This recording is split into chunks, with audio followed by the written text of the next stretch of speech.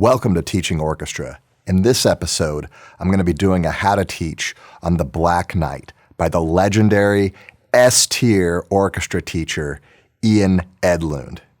This is going to be an overview video, which by the YouTube metrics are always the least watched of the series, but I'm going to do it anyway because I want to give people some information on whether or not this is a good fit for their ensemble. Especially early in my teaching career, I would spend countless hours flipping through filing cabinets. Should we play this? Nope, it has this part in it.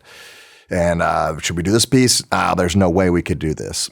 Well, what about this piece? So then eventually I got smarter and I started making these cheat sheets. Like, yeah, it's a grade 3, but not every grade 3 is a grade 3, you know? So what kind of grade 3 is this? So to help me be more organized with my library, I wrote down some of the attributes and comments about what it would take to play it.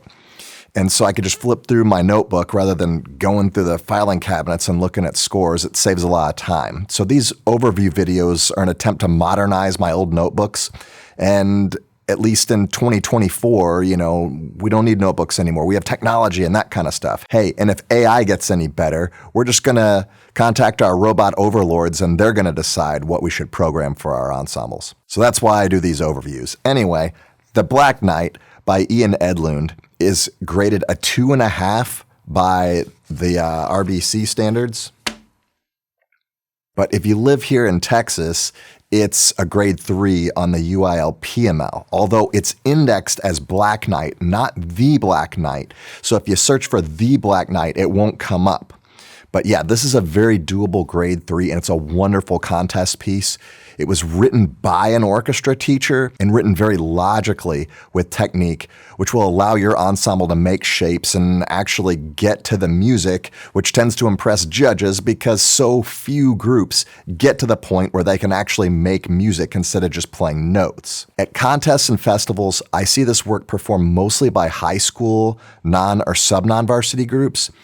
I also see the occasional middle school varsity group, from the top group from that school play The Black Knight, but very rarely do I see middle school non-varsity groups attempt to perform The Black Knight at a competition. So what do you need to play this?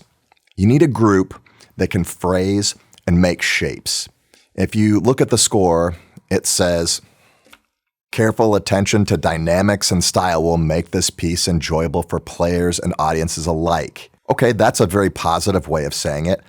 I would reword it by saying, if you don't play the phrasing, you're not really playing this piece, you're just playing notes. All right, the next thing you're gonna need are a pretty decent cello section. The cello section has E4s in measure 32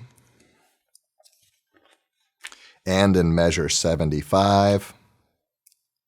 And it gives your cello section the opportunity to play fingered A's rather than open A's. For instance, here in measure 27, and also here in measure 70. It can be tasteful to use fourth finger because, it's like a dotted half note or whatever. There's a lot of contrasts in The Black Knight.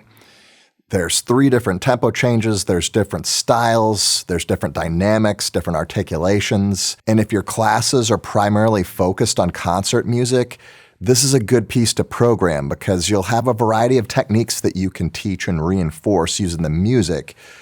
And kids like that.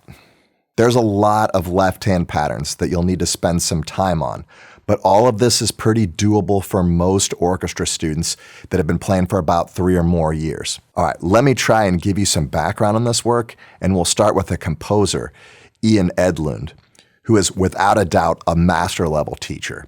Ian Edlund founded the String Instrument Specialist, where he published a lot of chamber music and method books, scale studies, and a few full orchestra pieces, and a whole lot of string orchestra works, original works and arrangements. He also emphasized quality instrument acquisition, which is mission critical for any orchestra program to be successful.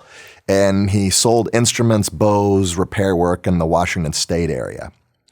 Ian Edlund also had a blog trying to connect orchestra teachers together and build a community. It was pretty successful. Each blog gets about 15,000 page views, which makes my channel look pretty trash in comparison. Now, if we go back and look at the program notes, we can see that pedagogy is the basis for this composition. I mean, if you look at the program notes, he uses phrases like off the string and bow division and vibrato. The Black Knight is a wonderful work from a wonderful composer. And if you teach an orchestra that can handle it, give it a shot. All right, in my next video, I'm going to talk about style, and I'm going to give you some strategies for how to get your students to be more expressive and develop better bow control. I hope to see you then.